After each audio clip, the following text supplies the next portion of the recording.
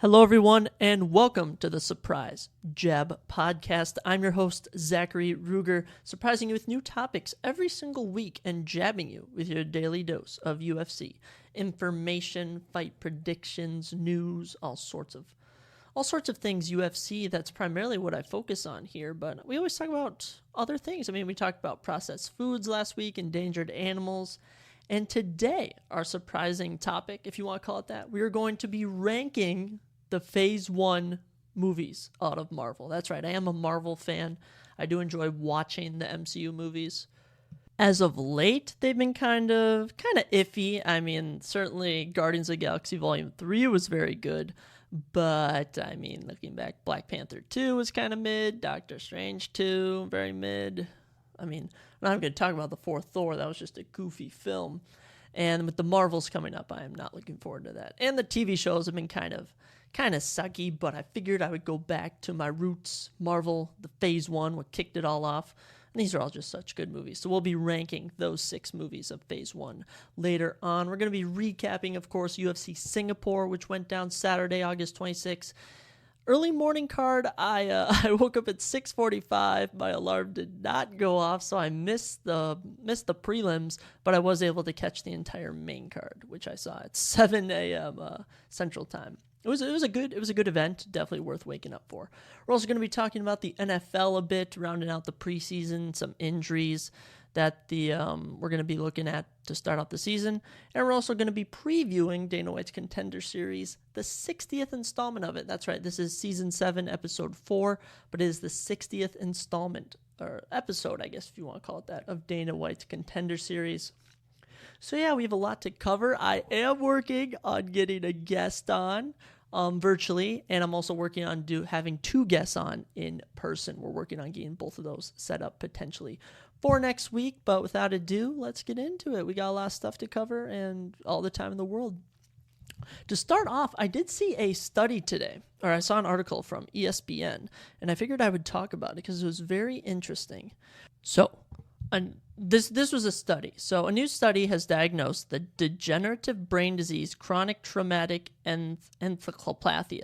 If you want to know what that word is, that's CTE. That's what CTE is, chronic traumatic encephalopathy.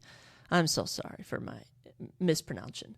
They found it in more than 40% of youth, high school, and college athletes, primarily football players, who were exposed to repetitive head impacts from contact sports and that have died before the age of 30, which I thought was just insane. So the study was conducted by the Boston University CTE Center, and they based it on an examination of 152 brains that had been donated. These were all from athletes who had died young, so they weren't just going around grabbing brains. And the fact that over 40% of young contact and collision sport athletes in the UNITE Brain Bank have CTE is remarkable, considering that studies of community brain banks show that fewer than 1% of the general population has CTE, said Dr. Ann McKee, the lead author on this study and director of the Boston University CTE Center. After I was hearing this, I was definitely thinking back to all the concussions I know that people that I knew played football, people that even played hockey, not so much, even lacrosse. I mean, football is definitely more contact. Your goal is to hit someone. And the reason I'm bringing this article up is because in MMA, your main goal is to hit your opponent in your head, submit them. So a lot of stuff going on there. Continuing in the article. However, the findings emphasize that not all contact sport athletes with symptoms have CTE. Suicide was the most common cause of death in the cohort. Although the research revealed no relationship between the cause of death and the presence of CTE, there was also no statistical significant difference in any clinical symptoms between those with CTE and those without. Symptoms such as depression and apathy were reported in nearly 70% of the athletes, despite almost 59% of them not having CTE. So there is a correlation, there isn't a correlation. It's hard to tell, but definitely if you get hit in the head enough, it can alter some things, and maybe even, like, I'm trying to think of the part of the brain where it gives you, like, happiness, or it makes you, like, enjoy things. Like, that could maybe be altered potentially, is what I'm taking away from this. The study published Monday in JAMA Neurology drew its findings from a cohort of 152 donors, 63 of whom were diagnosed with CTE at the time of death. There were just 152 donated brains.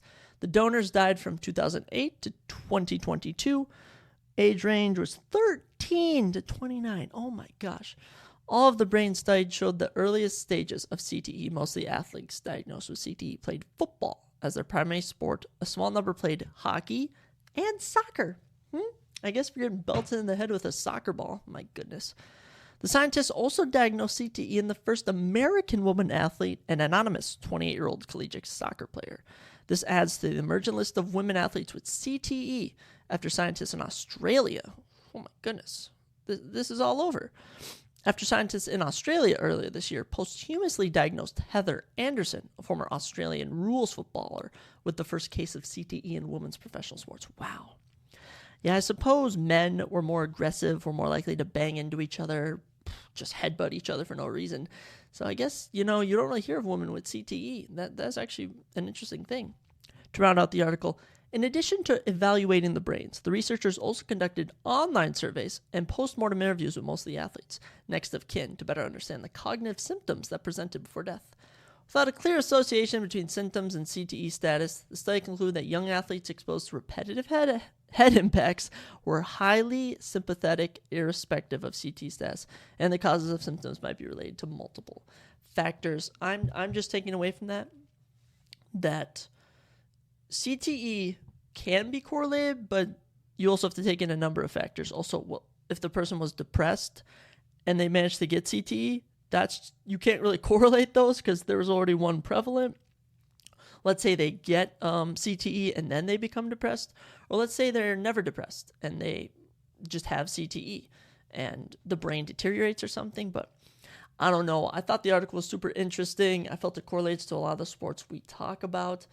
But at the end of the day, I just be careful in the contact sports. I know a lot of people have played hockey, a lot of people have played football, some wrestlers, some soccer players. I mean, it's all about just being smart. All right, if you're going out there just intentionally throwing caution to the wind, you may or may not be at a risk for CTE. So, moving on from that unfortunate note, since we had to hear about 152 dead people that were young, 13 years old.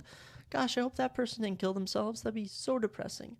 But no matter how they died, my condolences to the family. All right, but diving into a happy note, the NFL season kicks off next Thursday, September 7th, I believe it is. I'm so pumped. I'm so glad the preseason's over.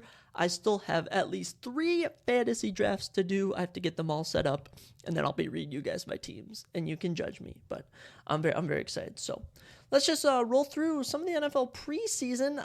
A big one in week 3 of the preseason as the Broncos beat the Rams 41-0. I saw that Jarrett Stidham had 236 yards and a touchdown at halftime. And then Ben DiNucci took over and scored 117 points and another touchdown for himself. They also, some running backs ran in some stuff. But wow, the Broncos, honestly a laughingstock of the league with how bad Russell Wilson's been playing. I'd put Stidham or Ben DiNucci in over Russell Wilson just to do it. And as for the Rams, I mean, we'll see if Matthew Stafford can bounce back after missing a majority of last season. But I'll tell you something sad, guys, is that the Vikings went 0-3. I mention all the time, I don't care about the preseason. The preseason don't matter. But, I mean, come on. We didn't win a single game. I did see Kirk Cousins on the sidelines rocking a nasty Hulk Hogan stash. It was looking good. But, man, we're going to go 0-3 in the preseason, and then we're going to go 17-0. In the regular season. Just watch. But here are all the teams that either went undefeated or didn't win a single game. The Commanders go 3-0. I don't know how they're gonna do this year. I saw they have what quarterback took over for them? He was a rookie. He's like his sophomore year or something. His name isn't coming to mind. But the Commanders should be watch out for them. I think Antonio Gibson might be getting a more lead role. The Steelers go 3-0 to my roommate's happiness, I bet. He's a big Steelers fan. Kenny Pickett, George Pickens, Najee Harris. You got, who am I thinking of? Deontay Johnson. The Steelers are going to be interesting this year. They got a young core. The Bengals don't win a single game, going 0-2-1. Man, I'll be interested because I'm gonna read through all the injury lists and questionabilities for the first few weeks of the NFL in a second, and all I know is that if Joe Burrow is out for the first couple weeks, that could definitely hurt the Bengals. Although they do have a very stacked roster, so I'm sure a backup quarterback could make up for that. The Panthers go 0 for 3 as well behind. It's not Bryce Young, behind Bryce Young. I get Bryce Young and CJ Stroud mixed up. I don't know why. Panthers don't win a game. Jags go 3-0. They are going to be very promising this year. Trevor Lawrence. They finally got Calvin Ridley. I don't know how Travis Etienne, how his touches are going to go since they drafted another running back, but we'll see. Good for them. The Eagles go 0-2-1, but I'm sure they were not playing any starters. They don't want to risk anything. And the Rams go 0-3, and I have no hope for the Rams this year. I'll be honest. If the Rams do well, they'll be my surprising team for the year to do well. But hey, I'll be rooting for Matt Stafford because I do feel bad for him. So we're going to go through every single team's NFL injuries and just pretty much on every team, almost every team, we're going to point out some of the more interesting ones. So this is as of August 28th. Kyler Murray is actually going to be out to begin the regular season. The Cardinals don't plan to activate Murray because of a knee injury from their active list to begin, according to Adam Schefter of ESPN reports. Man, the Cardinals had a terrible season last year. They might have been the worst team in the league. And not having Kyler Murray is definitely going to hurt. I believe the backup is Joshua Dobbs, so he'll be starting. Man, I don't know about them Cardinals guys. Not looking too good. Zach Ertz isn't slated to play in Saturday's preseason game, so that already happened. So hopefully Zach Ertz can come back. He's one of those tight ends where if you have him available, it'd be very nice.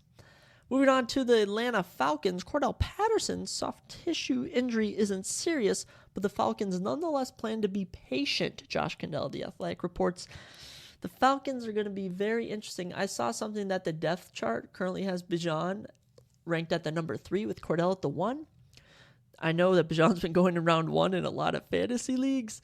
I don't know if I'm going to be drafting him in round 1, but I always like young running backs that turn out to be super good. So, such as I remember how when Christian McCaffrey first joined the league, everyone was like, oh, he's just some random running back that out of Stanford, and he turned out to be one of the greats of the fantasy football generations. Anyways, moving on to the Baltimore Ravens, very interesting team this year. Mark Andrews is currently questionable as of August 28th.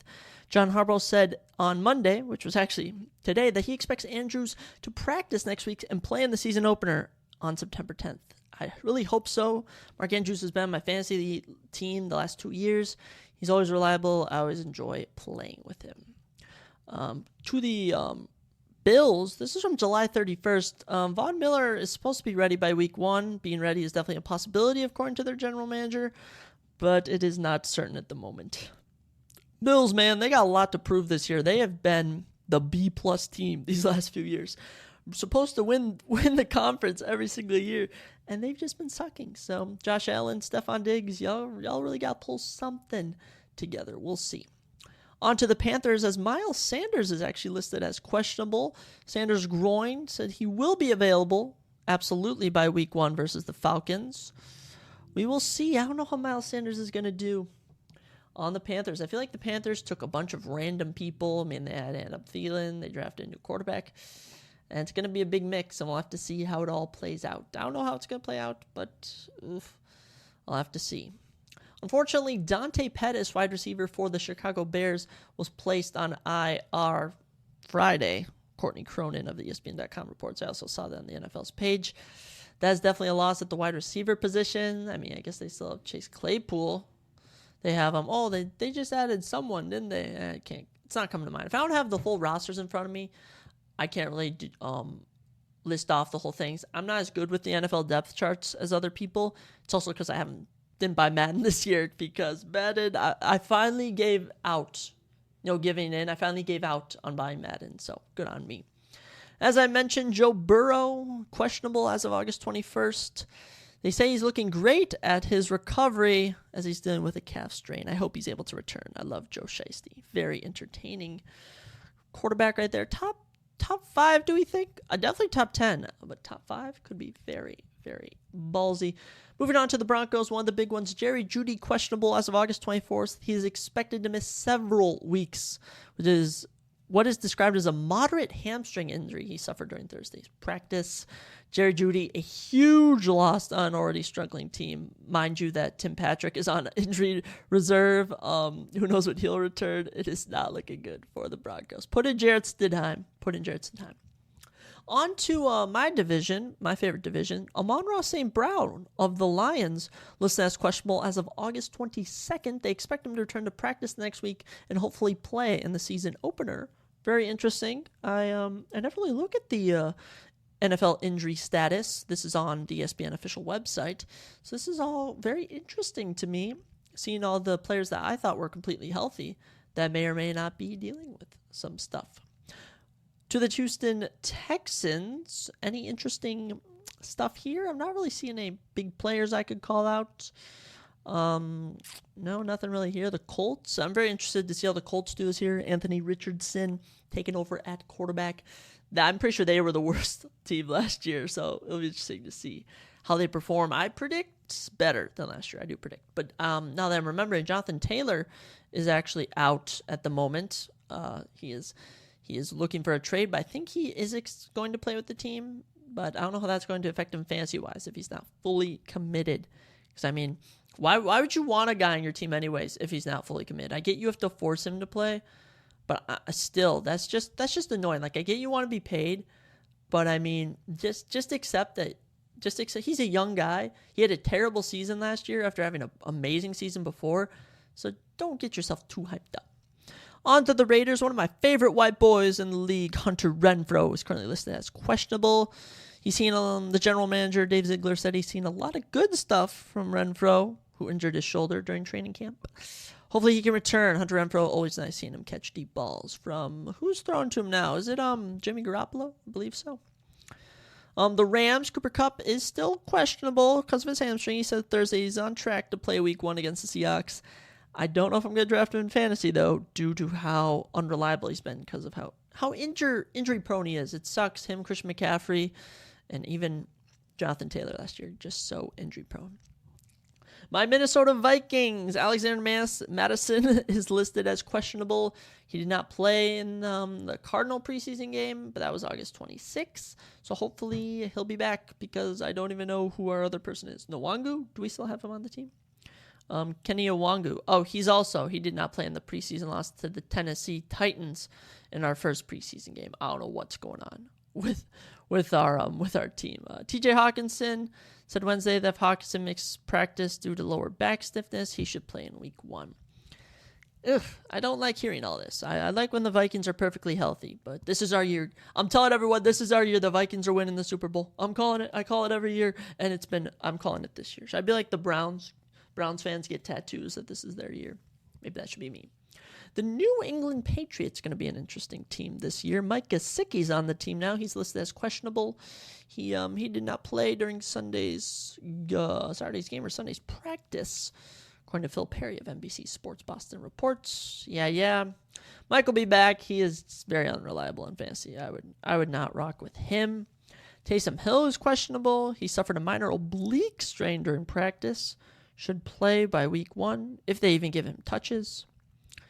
The Jets, Breece Hall questionable, Dalvin Cook questionable. They'll be fine. I don't know how they're going to do on touches, though, because Breece Hall and Dalvin Cook could both be starting running backs, so maybe going to be competing for some reps. It'll be interesting to see what... who's the head coach? Is it Saleh? I think it's Saleh, but honestly, I bet Aaron Rodgers is going to be calling more of the shots. It's his team now. He's probably going to say it's his city, so we'll see. The Tampa Bay Buccaneers, Mike Evans is currently questionable as of August 27th. He said that, Todd Bowles said that Evans has been dealing with a groin injury. Hopefully he can return. Ryan Jensen still on injured reserve, the center for the Buccaneers. The GM told reporters Saturday that Jensen has been placed on injured reserve and will miss the Buccaneers 2023 campaign. Oh my gosh, Ryan Jensen out for the year. That's a huge loss on the offensive line. Oh, I did not even realize that. I thought he was just out for a bit. That is sucky. That really does suck. Washington Commanders, Chase Young currently questionable because of his neck. He's visiting a doctor Friday to determine whether he can be cleared for contact. Oh my gosh, all the stars getting hurt and such. Man, I'm gonna end it there. This is getting all depressing with all these injuries. It's gonna be certainly very interesting to see how the season plays out. Personally, I'm just excited to watch the Vikings play, and we'll be talking about a plentiful more of NFL content when we have our next few guests on. They're all NFL experts of sorts. I'll call them NFL experts. I'll gas them up. But I also love watching the Vikings play, and I'll be watching every single game. And let's just say we'll be having a little fun every single game. We're gonna be making the best of it.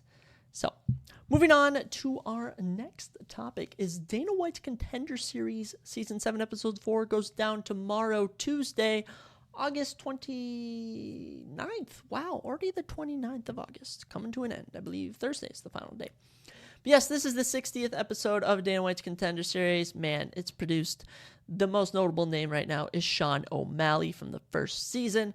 It's on season 7, and man, it's so much fun to watch. It's also UFC on a Tuesday, basically. I mean, not big names, but certainly fighters that are very entertaining. So, without ado, let's dive in. There are 5 fights.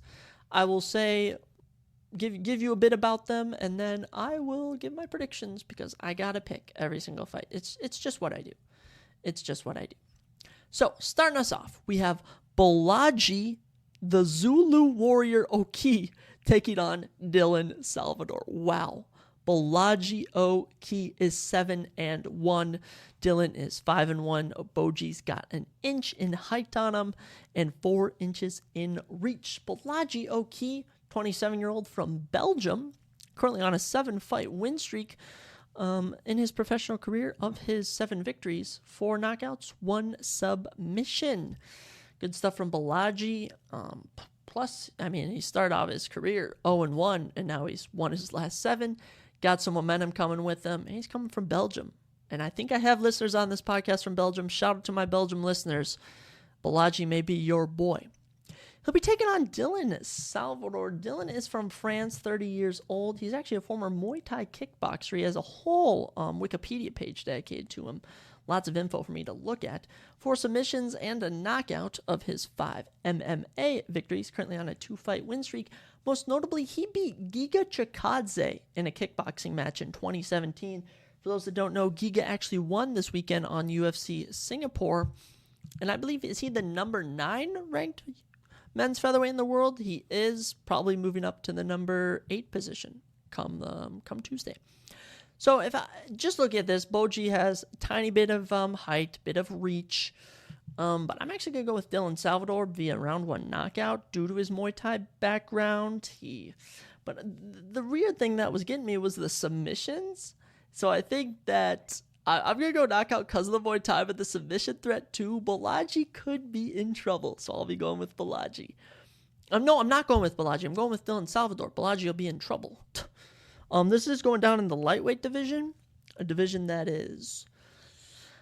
needs a change in the guard. So if you guys can make an impact in your Dana White's Contender Series fight, then welcome to the UFC, brother. Welcome to the UFC. Moving on to a heavyweight matchup between Thomas Peterson and Chandler Cole. Thomas is 7-1, Chandler Cole 10-3. Thomas 6'1", 264 pounds, takes on Chandler Cole, who's 5'10", so he's got 3 inches in height and 2 inches in reach, 74-72. Thomas Peterson is from Farmington, Minnesota, 28 years old. He's on a 2-fight win streak. His only loss in his career is to Waldo's Cortez Acosta in 2022. If no one knows who Waldo is, he just got a huge knockout on UFC Singapore. So without a doubt, Thomas, 7 knockouts of his 7 victories. He's from Minnesota. I'm going with him. We'll honestly go with him by round 1 knockout just to do it. And I'm saying that right now. We got to root for our Minnesota boys. It's rare you see someone. Last person I remember, Brock Lesnar. I'm just joking. I've seen other people, but you know what I'm saying. His opponent, Chandler Cole, from Virginia, 28 years old. Of his 10 wins, 8 by knockout, 2 by submission. Currently on a 3-fight win streak. He actually has a loss to Ante Delija in the PFL in 2021. That was the fighter who actually won the whole thing, I believe. Or he either was the runner-up or something. Ante Delija, a notable PFL name. So not a bad loss to have for Chandler Cole. But man, I got to root for my Minnesota boy, Thomas Peterson. Thomas the Train Peterson, Chandler the Hammer Cole. I think a train beats a hammer. That's my reasoning. That's my reasoning right there. Hey, heavyweights. We'll take heavyweights in the UFC. We're definitely lacking in heavyweights. I think on the active roster, they have under 40 heavyweights. For like reference, bantamweight and lightweight, they had off the charts so many names. I couldn't even count them up. So heavyweight needs some fighters. Moving on to our third fight of the evening, we have Timothy Twilight Kwamba taking on Mateo Carapato Vogel.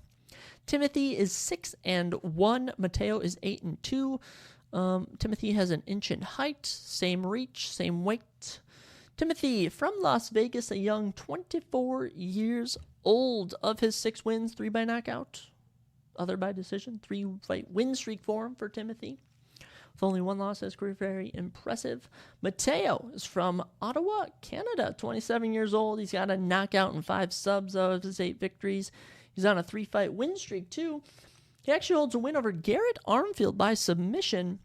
Garrett picked up a win on UFC Singapore, so I just find it crazy, the correlations to the card we just had.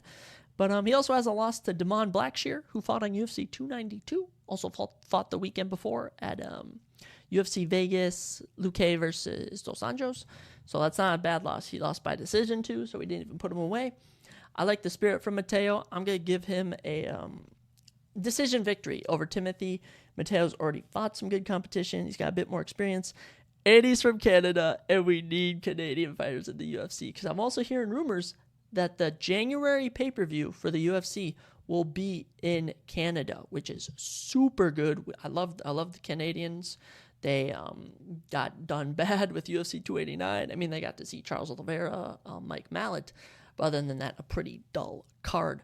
So, Mateo, I will be riding with you. This is a featherweight division, too, so you can easily add some more featherweights to the UFC. Moving into our co-main event, if you want to call it that unofficially, we have, this is a good one, Yuzuri Babyface Assassin Belgorai versus Marco Matuto Tulio. Wow, that makes my mouth dry from reading all that. Yuzuri 5-2, Marco 9-1. Yuzuri has 5 inches in height, 6'5" to 6 foot. He's also got 5 inches in reach, 79 inches to 74. Wow, Yuzuri, guys, let me tell you about this guy. He is from Amsterdam, from the Netherlands. He is a kickboxing legend. He has fought in all sorts of promotions. He holds a decision win over Alex Pereira in kickboxing. He also holds 2 losses to him, too, so he has fought Alex Pereira a number of times. He also holds a split decision loss to Adesanya. He's lost twice to Adesanya, both by decision. Currently on a 2-fight MMA win streak, and of his 5 MMA victories, 4 of those by knockout. Very impressive stuff from Yuzuri. He certainly looked very good when I saw some of his kickboxing highlights. We'll see how he does in the MMA world. He takes on Marco Matuto Tulio, who's from Sao Paulo, Brazil, 28 years old, fights out of Diego Lima's gym down there. Of his 9 victories, 6 by knockout, 1 by sub, currently on a 5-fight win streak. Very impressive stuff. Even though Yuzuri stole Brandon Moreno's nickname, Babyface Assassin, we're going with Yuzuri. He's got the height, he's got the reach, he's got the experience. I would love to see him in the UFC. He's also in the middleweight division, so imagine if we could see a rematch with him or Pereira, or him versus Adesanya one day. He has a lot of climbing to do, but it'll certainly be very interesting. And just for the shock factor, since last week I called Zach Reese by submission, and that was a huge hit, we're going by Yuzuri by submission, just because it'd be an insane hit on the betting odds. I'm not going to bet, but if you genetics freaks want to bet, go for it. Go for it. But we'll be rocking with Yuzuri over Marco Tulio. And then we're into our final fight, the main event, if you want to call it that. Does Mitch have her nickname? Mitch Ramirez versus Carlos Prates. Carlos the Nightmare Prates. Ooh. Mitch Ramirez is 7-0. Carlos Prates 16-6. It's Carlos with 2 inches in height, 6'1" to 5'11". Oh my gosh. Carlos has 7 inches in reach, 78 inches to 71. Wow. Just wow. Mitch Ramirez is from Utah, 30 years old. Of his 7 victories, 4 by knockout, 2 by submission with a decision. He was actually ejected from The Ultimate Fighter 31 this past season by Conor McGregor because Conor wanted to bring on his boy Lee Hammond. So he said goodbye to Mitch Ramirez, which did not make Mitch happy, but the UFC didn't care. They were like, yeah, Conor, you do whatever you want. We don't care about Mitch Ramirez, but I'm happy they gave him a shot. I'm happy he's back on the Contender Series and he can show his stuff. As for Carlos Prates, 16-6 professional record. He's from Sao Paulo, Brazil, 30 years old, 11 knockouts, 3 subs. He's on a 6-fight win streak. Whew. This guy's got much more experience than Mitch. He's very talented. I saw the gym he trained out of. There wasn't any big names, but it was a big gym down in Sao Paulo. I can't recall the name, unfortunately. But I will be riding with Carlos Prates just due to his 7 inches in reach. He's got a bit of height. He's got way more experience. He's on a huge win streak. I'll be riding with Carlos Prates, but all the luck to Mitch Ramirez. I will not be mad if I get any of these fights wrong because personally, I'm just happy that I'm getting UFC. So I'm not going to complain if some of the fights don't go my way. So yeah, that's Dana White's Contender Series, episode 4 of this season, the 60th installment, if you will. We're picking Dylan Salvador over Bellagio Key. We're picking Thomas Peterson, Minnesota boy, over Chandler Cole. We're picking Mateo Vogel over Timothy Kuamba. We're picking Yusri Belgoray over Marco Tulio. And we're picking Carlos Prates over Mitch Ramirez. The final fight is happening in the welterweight division. By the way, all of these fights go down in the UFC Apex, for no one that knows. So it is kind of... Actually, I do like it, them doing Apex events for this, because it feels more small brand. You can hear the shots more. However, I do not like that they do big events. Like, I mean, they're having Matus Gamrot versus Rafael Fiziev in the Apex. That is a card that should be in an arena, but I don't make the decisions, guys. So don't shoot me. Don't shoot the messenger. I'm just telling y'all what I think. But, I mean, it's been a while since COVID. I feel like Dana could pump arenas full. They used to do arena shows for every single fight night. How can they not do it now? I don't know. That's just me being salty, but there's that. Moving on to our surprise topic. I was trying to debate what to do next. I figured I should end with my recap of UFC Singapore since that was so much fun. Let's rank Marvel Phase 1 movies. I mean, one episode, I think I'm going to commit to ranking all 32 Marvel movies if I can get that done by November before the Marvels comes out. But I'm giving the TV shows no time of day. I do like Loki. Loki's super entertaining. But Secret Wars was so boring after the first 2 episodes, I couldn't even continue. I might just Google all the exciting stuff that's happened. There's that. But yes, Marvel Phase 1, the easiest phase to rank. I mean, ranking Phase 2 and 3 and 4 does sound kind of fun, and ranking 5 of sorts would be fun. But I'm very excited to rank these movies. I have seen probably my top 4 so many times because I had them on DVD. Watch them all the time. Those movies we're going to get to. I've watched the Guardians of the Galaxy a lot. The Avengers movies. Ant-Man. All the Thor movies. There's just so many classic Marvel movies. They've been getting kind of interesting of late. But that's why we reminisce on the past. Because there's good movies in the past. I also got to finish The Sopranos. I'm like on season 5, episode 8. I stopped watching for the summer. Because during the summer I wasn't really in TV show mode. And I kind of forgot everything that happened, but I don't want to go back and rewatch everything. So anyways, we'll get to that. But there are 6 movies in Phase 1 of Marvel. They stretch from 2008 to 2012. This is what kicked off, as we know, the MCU, the Marvel Cinematic Universe. So many good films. Let's dive in to my number 6. You know, you guys can get your own papers out, rank along with me. But my number 6 movie is The Incredible Hulk. That is right, is at the bottom of all of my lists because it just simply does not feel like an MCU movie. It feels like an offshoot of sorts. A bit darker tone, different CGI for the Hulk. The only way it correlates to the MCU is because of an end credit scene. And I guess they also throw like an Easter egg in with like some of Stark's technology, but... Yes, Ed Norton, he gave a decent performance, but Ed Norton has definitely had much better roles. They also did not bring him back, or he didn't want to resign. I don't know what happened there, but Ed Norton did not come back. They gave it over to Mark Ruffalo, who Mark Ruffalo was a very good Bruce Banner. I don't know if he was a good Hulk, and I guess you don't really need an actor for Hulk. You can just CGI him, but just was not the best movie. It's good final fight scene between them, Hulk and Abomination. Very good for CGI, being full CGI. But definitely at the bottom of all my MCU lists. And this was an easy pick. I didn't even think twice about this. I just wrote Hulk at the bottom. And it came out in 2008. It was the second MCU movie. So glad we were able to rebound. Because if it went from Iron Man to Hulk, and then Hulk could have ruined this whole thing. I'm glad they kept pumping more Iron Mans out. Which moves me into my number 5 movie of Marvel Phase 1, which is Iron Man 2. I mean, it replaced Don Cheadle with... It replaced Terrence Howard with Don Cheadle as, what's his name? War Machine. His name's not coming to me. Tony Stark's best friend. Just a good movie. Kind of Tony Stark and his father. That whole good dynamic. I personally like the Tony Stark part of this. I don't like the Whiplash villain part. That part sucks. The racing scene is cool, but after that, the villain's just really kind of crappy. Justin Hammer's kind of entertaining. Pepper Potts, you gotta love Pepper Potts. Who else? Happy's super good. They introduced Black Widow. Phil Coulson. Does Phil make an appearance in this? I know he's in the first Iron Man. I don't know if he's in this one.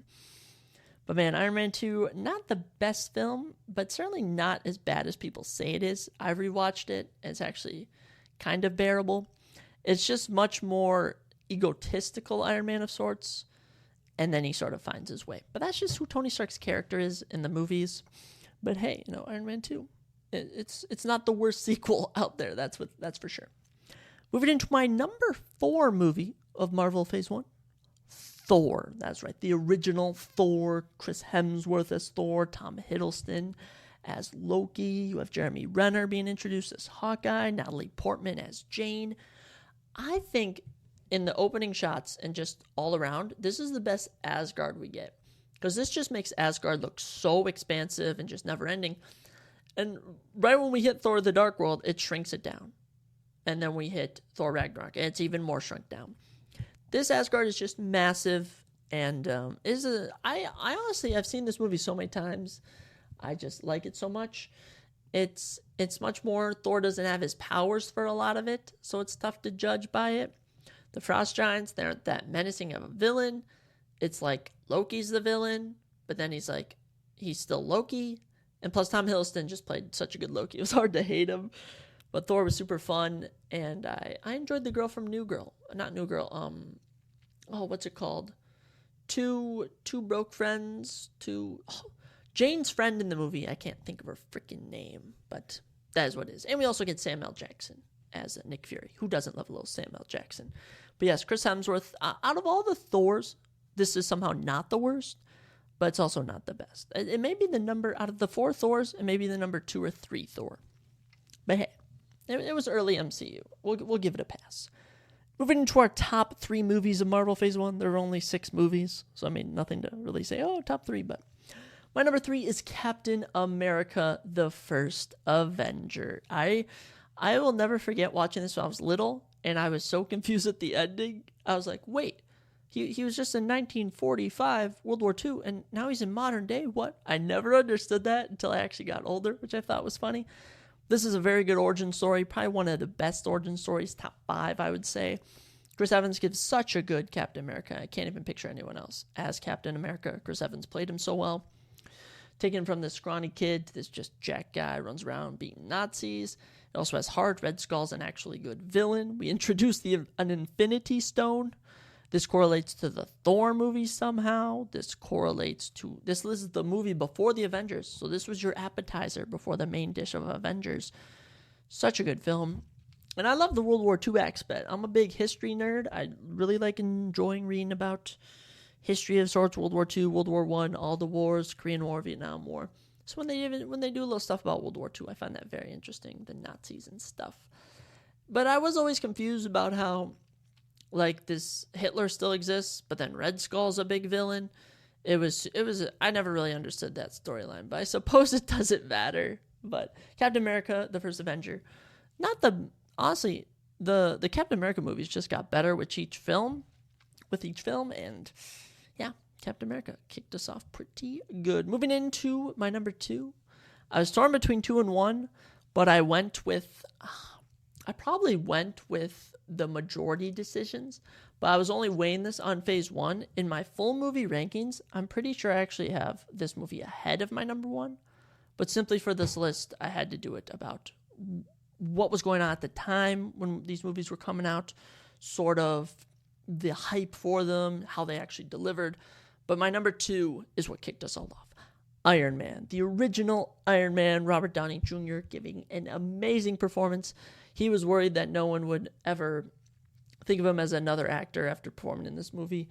I mean, I certainly can't unsee him as Iron Man, but I don't think of him as Tony Stark. I think of him as Robert Downey Jr. But Tony Stark, he plays that role perfectly.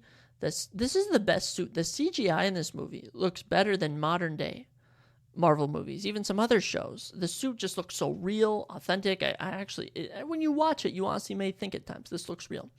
Such a good origin story for him, this giant billionaire. So, I mean, he has all this money, builds his own suit. Obadiah Stane is such a good villain. We introduce Happy, we introduce Phil Coulson. They're already talking about S.H.I.E.L.D. in this movie. Don't even get me started on the end credit scene, which I didn't see for years because I had no idea it existed. I mean, no one even thought of end credit scenes at that point. It was unheard of. Marvel delivered that, and Robert Downey Jr. delivered. Man, it's crazy. He went from this playboy of sorts to a loving character who we still love to this day. His arc throughout all these films is honestly one of the greatest arcs in fiction. Robert Downey Jr., Tony Stark, Iron Man. Amazing. So yeah, without a doubt, we already know what my number 1 movie is of Phase 1. That's the Avengers. But as I was saying, I honestly like Iron Man more. I just think Iron Man is one of the most realistic films, somehow, as goofy as that sounds. That's just how I view it. But yes, my number 1 movie is The Avengers. It combined Hulk, it combined Thor, Captain America, Iron Man, Black Widow, wow, who am I forgetting? Hawkeye. Just an unheard of team up. I mean, when this movie first came out, I didn't watch those out on DVD. I didn't even know about the MCU at that point. I think I was like 9 years old. How old was I in 2012? I was 10 years old. Actually, I was probably 9 when this movie came out. But man, it was unheard of to do a team-up movie like that, and they pulled it off. It's actually one of the most rewatchable MCU movies. Actually, when I watch it, I forget scenes happened at times. The grouping up of all the heroes, super good. They introduced them all very well. The loss of Phil Coulson was a shocker, really draws you in. Loki was such a good villain. He was actually villainous in this role. And then we get the post-credit tease of Thanos introducing the big bad of the MCU. Kang is nowhere near the level that Thanos was. We were scared of Thanos as the audience. It was The Avengers, such a good movie. That final battle scene is probably the best battles, probably the top 3 best battle scenes. It is so good. What I love about Phase 1 is that the CGI is not bad. Besides, we'll throw the Hulk out of there, but the CGI is very good in the first Phase 1 of Marvel. It looks believable, I will say, if you want to call it that. But man, the Avengers, super good. Better than the second Avengers, not better than the third and fourth Avengers. And I guess we'll see how it compares to future Avengers films to come. It's very interesting. I was just like, can't even comprehend how they've been able to do this. They've built a franchise out of nothing. And there will never be... will the MCU ever end? That's the question I should be asking. Will the MCU ever end? I should put that on the Spotify for the underneath. When you listen to this episode, let me know, will the MCU ever end? Because, man, I don't think it will. I think it's too big to fail. I mean, they're already at Phase 5. They're on Phase 5 right now. It's crazy. We have the Marvels coming out. I don't really know about everything else, but I'll have to look at that. We'll have to jot that down for next episode. But yes, next episode, we're going to be ranking Phase 2. We'll do Phase 3 in the next, Phase 4, and then we'll talk about Phase 5. Because I love the Marvel movies, and I haven't seen any as of late. The last one I saw was Guardians, which was a while ago. But man, Phase 1, those were good times. I remember during COVID, I rewatched every single Marvel movie. Or maybe it was actually it wasn't even during COVID. It was before. It was between Infinity War and Endgame and Phase 1. It was so enjoyable. It didn't feel like a chore. It's when you get into the Phase 2 and 3 movies that starts to feel like a bit of a chore. But man, such good times. So yes, we'll be back next week with Phase 2. that's actually going to be fun. Not next week, maybe. Maybe I'll do next episode. We'll see. In the next 2 episodes to come, you'll have Phase 2 rankings. Moving on, an NFL note I forgot to touch on is that the Texans officially named C.J. Stroud as their starter in Week 1 versus the Ravens. C.J. Stroud, the number 2 pick out of Ohio State. Wasn't C.J. Stroud from Ohio State? Texans definitely always rotating quarterbacks. I forgot to mention that. I had it written down, and I didn't. So there you go. C.J. Stroud will be back. Should I pick him up in fantasy? Should I rock with C.J. Stroud in Week 1? I don't know. I doubt it. NFL, and if we did an NFL and MCU Marvel, if we did an NFL and Marvel collab on jerseys, those would look sick. You know how they do throwback jerseys in the NFL? If they did Marvel jerseys, those would look super cool. I'm trying to think. The Vikings could do like Thanos themed. The Packers could do Hulk themed. Who's a red and blue team? Gosh, I don't even know. Is there a red and blue team in the NFL? The Patriots. The Patriots could be Captain America themed. I don't know. Just throwing ideas out there. I honestly need a new NFL jersey. I've had this Harrison Smith jersey for like 5 years now. It's super worn out. I honestly might buy one before the season starts. I don't really like buying new jerseys, though, because everyone's got a JJ jersey. Everyone's got a... Actually, JJ is pretty much the only jersey people have. Harrison Smith, another popular one, but... Man, I don't know. Maybe Kirk Cousins? I feel like Kirko Chains always has people wearing his jersey. But anyways, moving on from NFL to MCU to Dana Whites Contender Series, we finally land on my favorite part of every episode. We're either previewing or we're recapping, and we are going to recap UFC Singapore Fight Night, Holloway versus the Korean Zombie. Wow, this was an amazing event. I had so much fun with it. I can't wait to talk about it. I'm going to take a quick intermission. This won't be any time for you guys. It'll just be me going to do stuff for a bit. But when I get back, UFC Singapore recap. And we have returned. As always, you may be like, what did I do? Well, I literally just went to the restroom and grabbed something to drink. But yes, UFC Singapore went down this past Saturday. It was amazing. One of the best fight nights, especially main events, we've had so far of the year. A lot of fights to recap. We'll talk about maybe some updates in the rankings. Let's dive into it. For starters, I go 5-1 on the main card for my predictions. Super happy about that. As for the prelims, I go 4-3. So yes, 5-1 main card, which was, I'm very, very psyched about that. I was very happy. And the only one I guessed wrong, I did not agree with the decision. Anyways, we start off the night with Sung Woo Choi taking on Jarno Aarons. Sung Woo Choi picked up his first win since June of 2021. He snapped a 3-fight losing streak, with his win over Jarno Aarons, who now falls to 0-2 in the UFC. A competitive fight from start to finish. Round 1, competitive. Sung Woo Choi outlanding Jarno by a bit. Jarno goes over 2 on takedowns. Sung Woo Choi manages to get almost a minute of control time. Then round 2, Jarno drops Sung Woo Choi, and it turns Sung Woo Choi into Sung Woo Nagomedov as he grapples him, landing 2.5 minutes of control time off of 1 takedown. Round 3 comes around, though, and Sung Woo Choi drops Jarno, which would give him the 29-28s across the board. Even a 30-27 from Ben Cartledge. You'd love to see it. I was very happy that Sung Woo Choi was able to get a victory here, not only in a close to hometown for him. I believe he is from Korea, so Singapore pretty close. But yes, he will not be moving up the featherweight rankings yet. He'll need to rebuild, but very happy Sung Woo Choi was able to get a win here. Good job to him. Next up, J.J. Aldrich beats Liang Na. Round 2, TKO on the ground with elbows. J.J. Aldrich snapping a 2-fight losing streak here, streak, and getting her first finish in the UFC. Very happy for Liang Na. Na falls to 0-3 in the UFC, but finished in all 3 of those fights. Liang Na goes 3 for 4 on takedowns, and I'm pretty sure every single one got reversed by J.J. Aldrich, as J.J. finished with 5 minutes and 11 seconds of control time after not landing a single takedown. But yes, in round 2, she outlanded Liang Na 50 total strikes to 6. Oof, good stuff from J.J. Aldrich. This was in the women's flyweight division, so good for you, J.J. Rebuild. Maybe work your way towards a ranked opponent. It's a good place to start. As for Liang Na, she's clearly not UFC ready despite being 19-7 professionally. Kick her out of the UFC. Kick her out. I want no part of her. Moving into our, third fight of the prelims. Billy Goff knocks out Yusaku Kinoshita in round number 1. 3 minutes and 49 seconds in. He was outlanding him from the get-go. 43 total strikes to 17.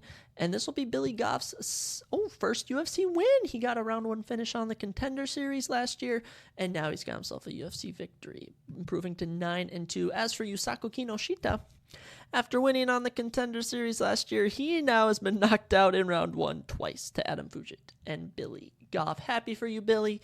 Good win. This is in the welterweight division, which, I mean, if you can string together a couple round 1 knockouts, you can work your way up. I mean, Jack Della Madalena's worked his way into the rankings. Ian Gary, Sean Brady's up there. You got Hamzat Chimaev, Shavkat. You got a lot of stars. Good job, Billy. Sticking in the welterweight division, Song Ki-nan beats Rolando Bedoya. I cannot believe this, by the way. Rolando Bedoya has now outlanded both of his UFC opponents and lost decisions, but I feel happy for Song Ki-nan. Song had been on a 2-fight losing streak, been knocked out in both of them. Hadn't gotten a win since February of 2020, and he got a big one here. Round 1 and 2.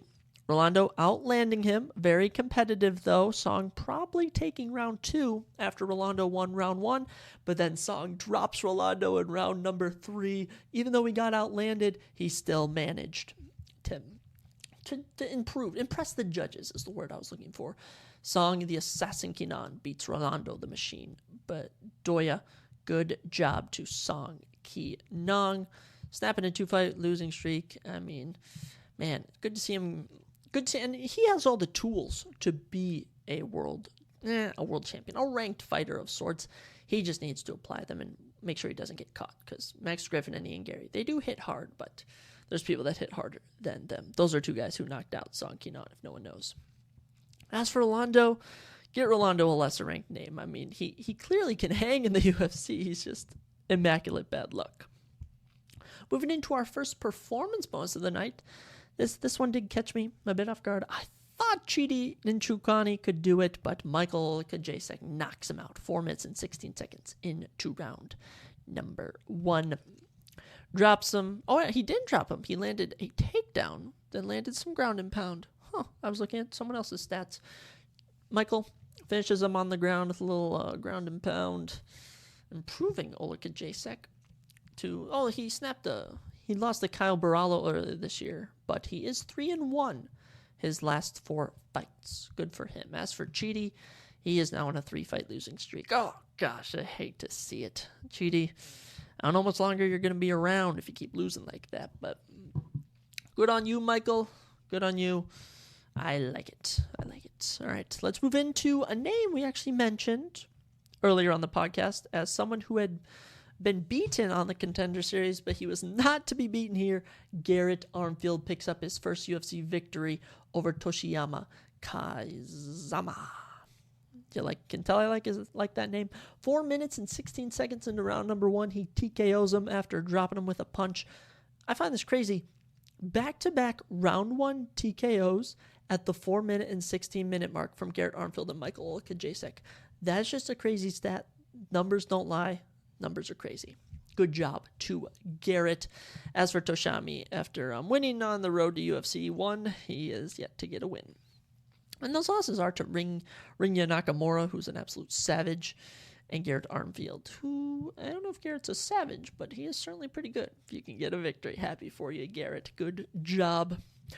And then we got to our final prelim of the night as Waldo Cortez Acosta. This is just as I was coming downstairs from waking up. Knocks out Lucas Preseason. 3 minutes into round 1. It was crazy. He absolutely dropped him, landed a couple other punches. But man, happy for Waldo. Improving to 10-1 in his career. Salsa Boy is his nickname. He improves to 3-1 now in the UFC, including a Contender Series knockout. And he actually holds a win over, the Peterson guy from the Contender Series who's fighting from Minnesota. That's the guy who This is the guy who beat him. Waldo's only loss is to Marcos Rogeros de Lima via grappling, who's currently in the number 14 heavyweight. I would personally rank Waldo at 15. I really like him. Happy he got a win. Man, it was exciting. He was going crazy. And as for Lucas, you're now 0-3 in the UFC after winning on the Contender Series 2 years ago. Lucas the Bull Brzezicki, you may be getting kicked out of the UFC, but Waldo, man, I want to see Waldo versus Martin Buday. I know he called him out. Maybe Alexander Romanov got a win. I want to see guys face Derek Lewis to maybe move up the rankings, but I also don't want to see Waldo get knocked out. But good on you, Waldo. Happy you got it done. Keep on moving. We love the heavyweights. The heavyweights are always so fun. Man, those were the prelims. Out of the 7 prelims, only 2 went the distance. If it was up to me, I would have given a performance bonus to Waldo and to probably to Waldo. I mean, JJ and Billy and Garrett, they were all good. And I guess Michael look at J6 was impressive, but Waldo, man, 3 minutes in, dropped him with a big punch. The crowd was going crazy. It's a shame he didn't get a performance bonus. Let's move into this 6-fight main card. As I've already said, I went 5-1 on picks. I was so happy. We kicked off the night with a interesting one as Junior Taffa took on Parker Porter. Parker had previously been knocked out by Junior's older brother Justin, and Junior said, "Let me one up ya," and knocked him out as well. Junior Taffa gets his first UFC victory, improves to 5-1, and knocks out Parker Porter. Literally flatlines him right in front of him, makes him face plant. It was awesome. Junior the Juggernaut Taffa. So happy he was able to get a win. As for Parker Porter, he's now 1-3 his last 4 fights. Now, to be fair, Parker Porter losing to Junior Taffa, it was bad by me, and he also lost to Justin Taffa, who's so super talented, Halton Almeida, and Chris Dawkins. But he does hold 4 wins in the UFC, so he is 4-4. I say we give him one more make or break it fight, but Junior Taffa, super happy to have him in the UFC. This kid's only 26 years old, so he'll be around for a bit. You got him and Justin Taffa. Let's get them on a card together. Please, Junior and Justin on a card. That'd be amazing for their family. But yeah, he gets a performance bonus, and it was well deserved. Very happy for you, Junior. You're not really ready for a ranked opponent, but I mean, we did have Waldo Cortez Acosta win. That could be a good fight. I kind of like the both, so I want them to fight, but good on you, Junior. Good on you. But let's get into our first ranked competitors of the night. We had 4 fights with ranked competitors. This was our first as Talia Santos took on Erin Blanchfield. These were the number 3 and number 4 women in the flyweight division. Actually, Erin Blanchfield was number 7 in the pound for pound, with Talia Santos at 11 for the women's pound for pound. And Erin Blanchfield gets the unanimous decision. I completely agreed. It was competitive. It was very competitive. Erin did go 0 for 14 on takedowns. Talia did go 0 for 3, but 8 minutes of clinch control time for Erin. She out significant strikes Talia 61-55. She out total strikes Talia 119-96. Round 1 I gave to Erin. Round 2 to Erin. Actually, round 1 I think I gave to Talia Santos. And then round 2 to Erin. Round 3 definitely Erin. Erin Blanchfield doing good work. Definitely deserves a title shot next. I completely agree with it. And I think she should, I don't know if she should pass Manon Fiorot, since Manon's fighting this upcoming weekend. Manon Fiorot's the currently number 2 ranked women's flyweight. But, yeah, Talia Santos, I don't think she should drop a spot. Maybe in the women's, no, not even in the women's pound for pound. I'd even put Erin Blanchfield up a spot or 2 in the women's pound for pound rankings. But Erin improves to 12-1 in her MMA career, 6-0 in the UFC. This is her biggest win to date. Actually, the Jessica Andrade win was pretty big, but good job on Erin. As for Talia Santos, 2 tough decision losses.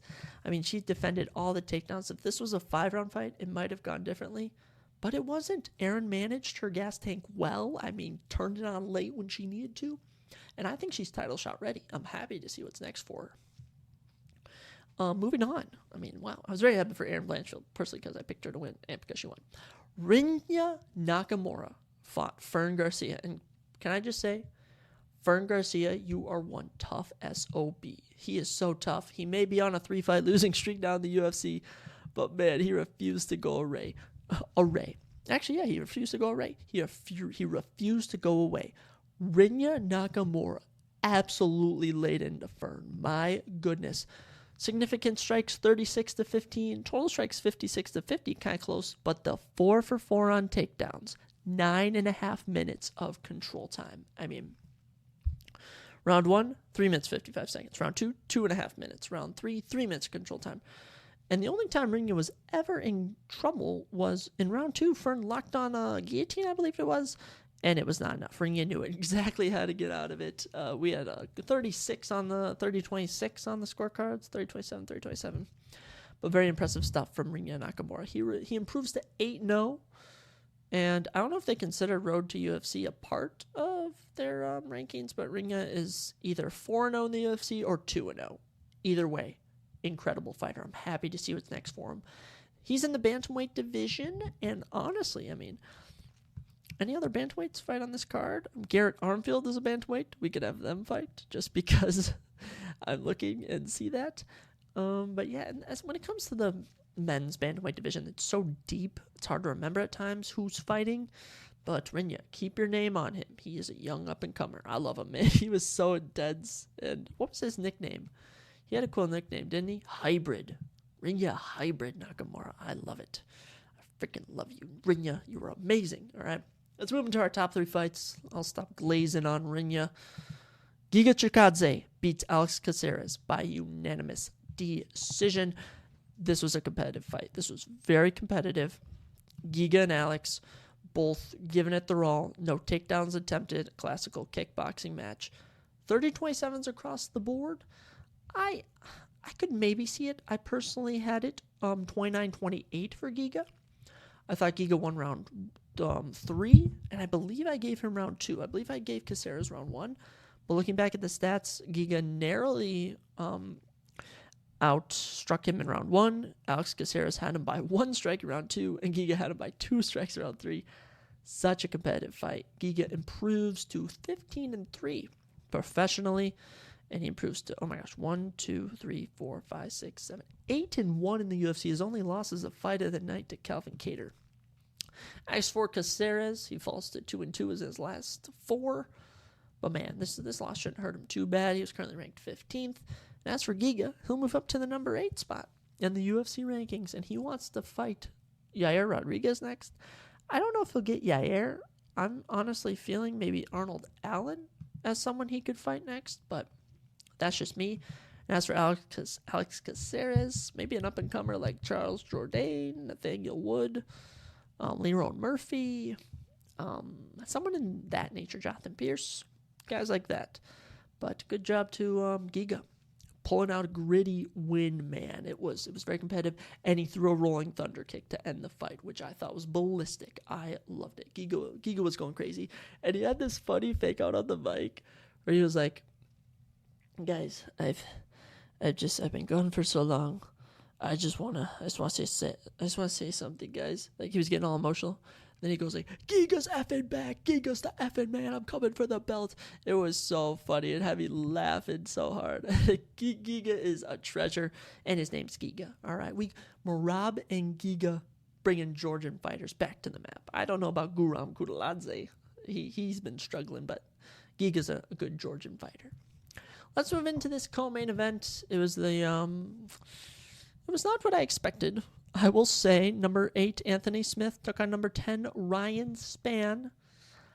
Anthony Smith getting a split decision victory, snapping a 2-fight losing streak. As for Ryan Spann, he is now on a 2-fight losing streak. When I look at it, Anthony Smith did outstrike him significantly. I mean, significant strikes, 91-59. Total strikes, 91-62. Landed a takedown, but I mean, round 1, I gave to Anthony Smith. A casual round 1, he landed a takedown. Not much happened. Round 2, though, Anthony got hit in the eye. Ryan Spann really should have finished the fight. I honestly will say, because Ryan Spann did not finish Anthony Smith in round 2, he deserved to lose because he did not show the initiative he should have to get the victory. Round 3, very odd judging that Anthony Smith outlanded him 45-27 in round number 3. But it looked like Ryan Spann was getting the better of him, putting on a bit more pressure. when the judges read the scorecards, Anthony Smith got the win. And honestly, I can't be too mad. Not much happened in this. Not much that warranted anything. Just a dull co-main event. And unfortunately, I don't even know what to do next with these guys. I think they should both fight down. Anthony Smith should not be fighting up. I personally feel Khalil Roundtree Jr., currently ranked 11th, should take on Anthony Smith. And as for Ryan Spann, I think he should fight someone like Azamat Murzakanov at 12 or Alonzo Menfield at 14. I like both those fights, or even Dustin Jacoby at 15. I think those are all very good fights for those guys. But, man, I expected more from Ryan Spann. He really disappointed me. While we're nulling about all this, let's get into the main event. What we all come here for every weekend, the main event. Max Holloway, Korean Zombie. It earned Fight of the Night honors, and honestly, it's in my Fight of the Year category, just for how entertaining it was. This fight did not disappoint. Now, we'll go with the stats first. 2 knockdowns for Max Holloway, 75 significant strikes to 34. Now, in total strikes, 75 to 35 for Chan Sung Jung. Can't miss that one total strike. Control time, Max had one submission attempt for just under a minute of control time. And yeah, Max was doubling his strike totals over Zombie in rounds 1 and 2. But Zombie was going for it. Zombie was throwing. It was round 1, I believed. It was round 2. So round 1 was super competitive, actually entertaining. But round 2, Max dropped him. And then he didn't want to follow up. So he locked on such a tight darts choke. I do not know how the Korean Zombie did not tap. It was very impressive stuff. I was very surprised with how good Zombie did. Oof. Oh my gosh. He manages to get out of it, gets back to his feet, and he's still throwing, man. Going out on a shield. Oh, man, it was so good. Round 2 starts. All right, round 2 lasted 23 seconds. 23 seconds for round number 3, Chan Sung Jung's throwing caution to the wind, clipping Max Holloway, going at him, but Max is too good. Hits him with a punch. Zombie gets flatlined on the ground, knocked out cold. Max is your winner by round 3 knockout. Congratulations to Max Holloway, man. But Korean Zombie going out on a shield like a classic Korean Zombie. I could not believe Max finished him before Alexander Volkanovski. That's very impressive because I actually had him finishing Korean Zombie in round number 5. Max gets it done in round number 3. Super impressive stuff. Korean Zombie was currently ranked 8th. I think Giga will take his spot at 8. Max was ranked number 1. In the men's pound for pound list, Max is ranked number 13. I'd put him up to 11 personally. Max has just looked so good as of late. And as for Korean Zombie, this was his retirement fight. He hung up the gloves after the bell was rang. And man, the crowd sang Zombie as he walked out. It was a beautiful moment, very emotional. Shared some very good video packages about the Korean Zombie's career. And in honor of Chan Sung Jung, let's go over some of his biggest wins. Here's a guy who in 2013 left the UFC after losing a title shot to go give military service.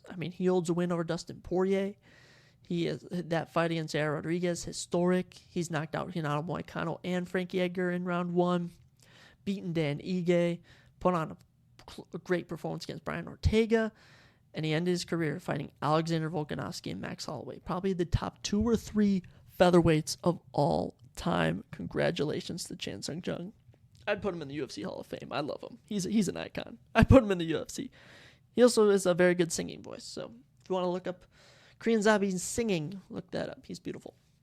Let's talk about Max. He's now on a 2-fight losing streak since, we could even go all the way back to 2013.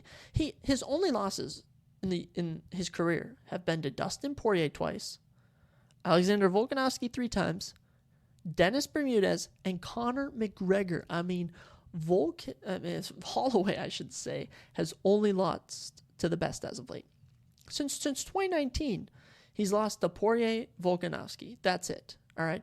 He's beaten Calvin Kattar, he's beaten Yair Rodriguez, he's beaten Arnold Allen, and now he's beaten Chan Sung Jung. He's on a 2-fight win streak now, both excellent performances. Since 2021, he's 4-1, and he's campaigning for a 4th shot against Alexander Volkanovski.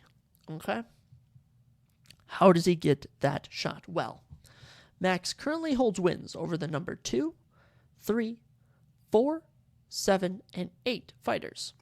That Chan Sung Jung will probably be kicked off, but he could potentially fight number 5 Io Topura or number what I believe to be 8 Giga Chikadze. Now, I do think Giga would get very badly beaten up. I don't know if the UFC would do that just because of how non-competitive it would be, and they might want to build Giga up. And as for Io Topura, they might want to save him to just straight up fight Alexander Volkanovski next. Number 6, Josh Emmett, is apparently moving up to lightweight. And fighters like Movsar Evloev, Bryce Mitchell, Solik Youssef, they're all too far down the rankings to even be considered. So what do we do? What do we do with Max Holloway? Well, Aljamain Sterling did mention moving up. You could potentially do that fight. I think it would be a good grappling test for Max. Now, I do think that Aljamain's chin would easily give out, but, we could easily look past that. And if he were to fight at lightweight, a BMF shot against Justin Gaethje, that would be a great fight.